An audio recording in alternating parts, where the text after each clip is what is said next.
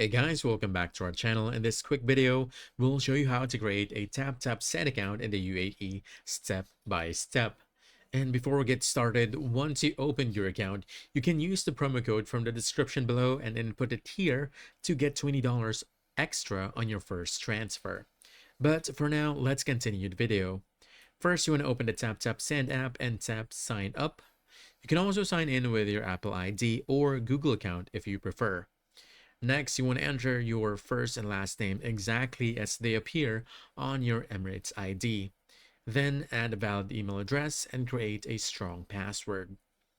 On the next page, enter your phone number and confirm it with the code sent via SMS. Now you have to fill in your details: your date of birth, country of residence as UAE, your nationality, reason for sending money, your occupation, and your home address.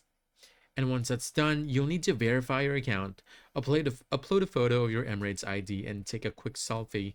After approval, your account will be ready to use. Finally, remember that within 30 days of your first transfer, you'll also need to verify your address for compliance in the UAE. And that's it.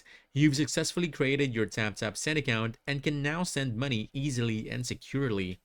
We hope this video helped you out. Like and subscribe to our channel for more helpful video. Thanks.